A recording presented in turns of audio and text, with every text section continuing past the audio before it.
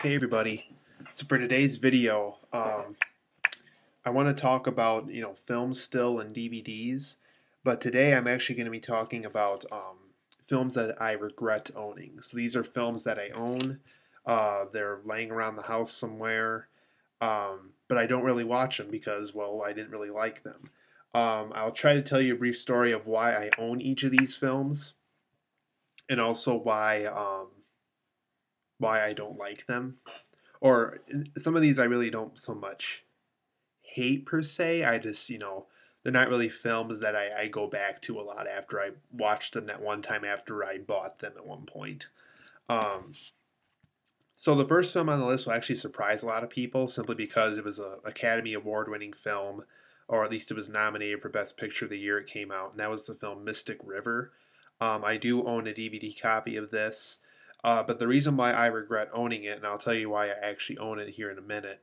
Um, you know, I really like Clint Eastwood. I think he makes a lot of really good films, but I really did not care for Mystic River. I thought it was just very poorly made compared to his other work, and I guess that's why I was so disappointed by it because I was really hoping for this huge, excellent film. And I had an all-star cast, and it was based off a Dennis Lehane novel who made Shutter Island, which is a film I loved by Martin Scorsese. And I really like Clint Eastwood. I think he could have done a really excellent job with this, and I was actually really disappointed with it. And the reason why I own it was I was at a Cops Food Market once, or a Cops Food store, and they had this huge bucket full of like these discount DVD things. I think they were like $4 or $5, $3 or $4 each. And I got that one with Up in the Air, and I think actually a good one besides Mystic River and Up in the Air.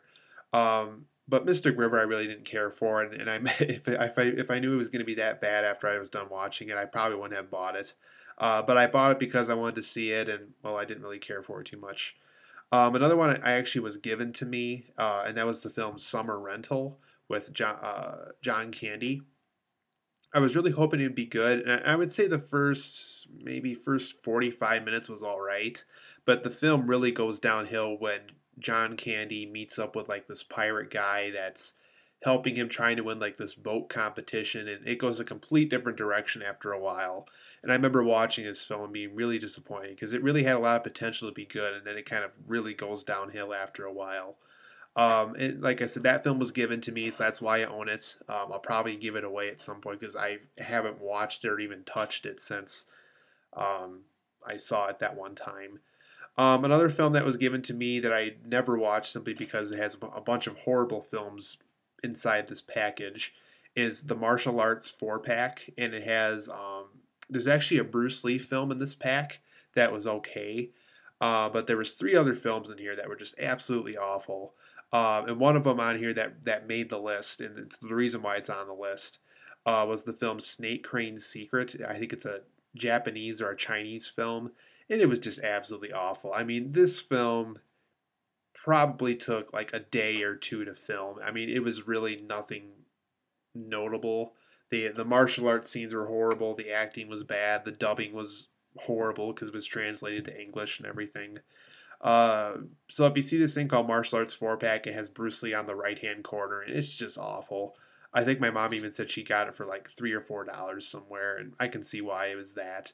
Um, to me, even $1 for this film would seem too much for purchasing it. Um, yeah, I really didn't like that one, so that's another film I regret owning.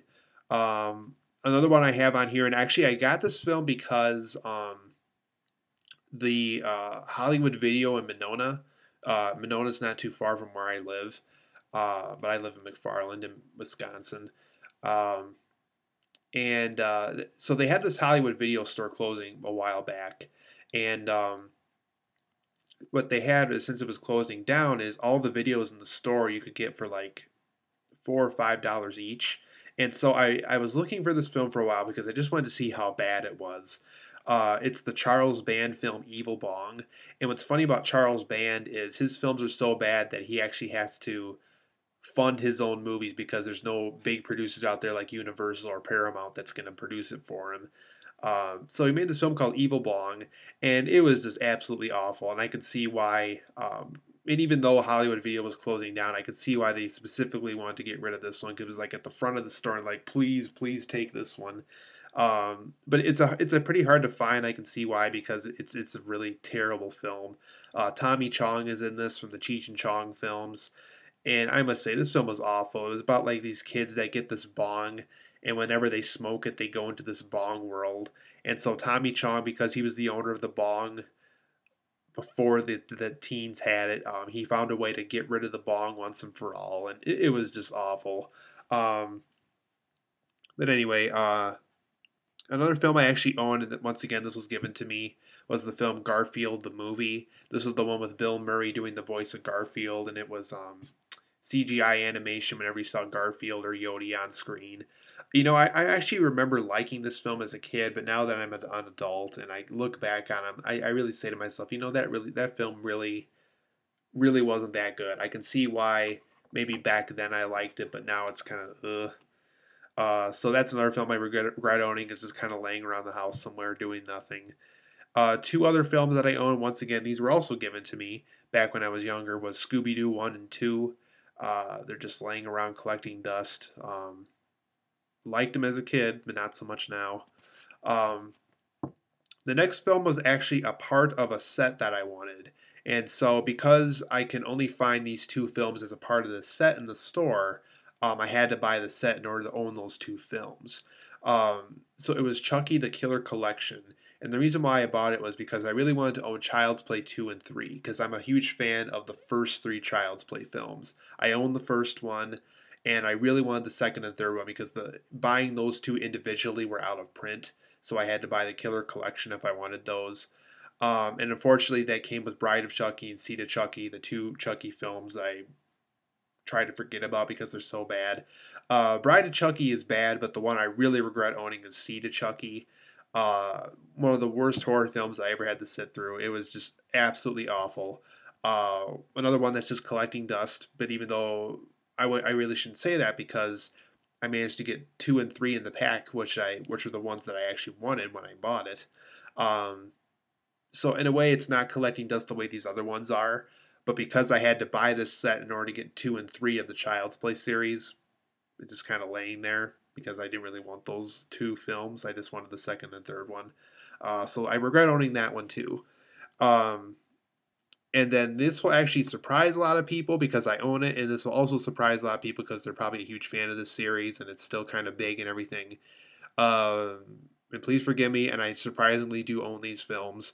Is the first three Twilight films. I think my brother gave me one of them, and I think my parents gave me the second and third one.